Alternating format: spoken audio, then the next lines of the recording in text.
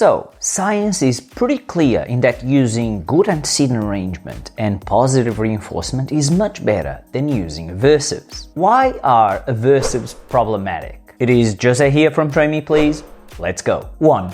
Positive reinforcement is more efficient. It creates less behavioral problems, increases pleasant interactions between dogs and humans, and learning happens faster. It generates less aggression, promotes a better connection with people, less stress and anxiety, and it also brings higher satisfaction to the humans. 2.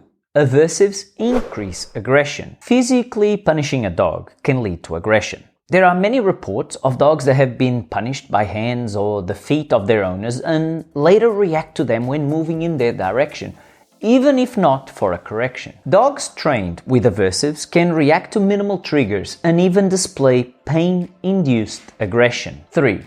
Aversives lead to behaviours learned by escape and avoidance. Many behaviours are learned trying to avoid something unpleasant or trying to make it stop. The problem here is that the situation, the human, or even the presence of the aversive stimulus can trigger escape and avoidance responses. By nature, these responses reduce fear, so they are pretty persistent once established. Ultimately, if a dog has no other option to face something scary or a threat, they may show defensive aggression behaviors. 4. They induce negative emotional responses. This is just a fact of life.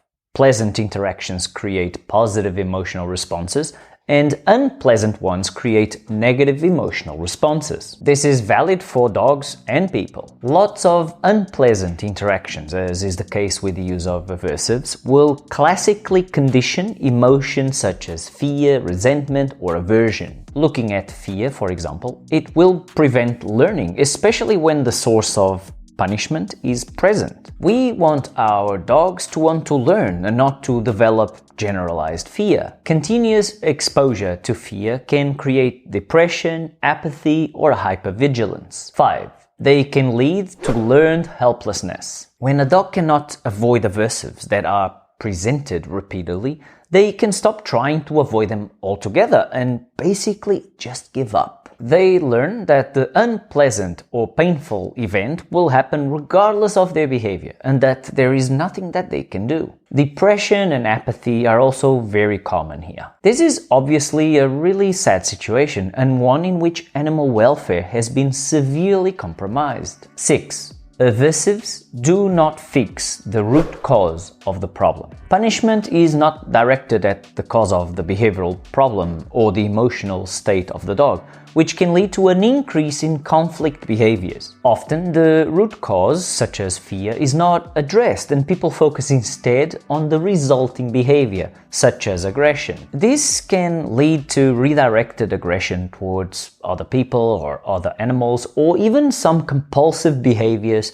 such as tail chasing. 7. They do not teach the dog an alternative behavior. The dog does not learn what to do instead when faced with a similar situation. All they learn is to be afraid of the situation. For example, punishing a puppy for chewing your shoes will not teach them what is appropriate to chew instead. We should always aim to teach them the correct behaviors and not simply stop the unwanted behaviors. 8. Aversives can cause health problems. This one is pretty self-explanatory. Obviously, when using physical corrections on a dog, you can cause a multitude of issues. The neck area is especially problematic and common when these procedures are used. We've got a few more points to cover in just a second, but first, could you please click the like button down below so that more people can find this content? Cute photo as a thanks.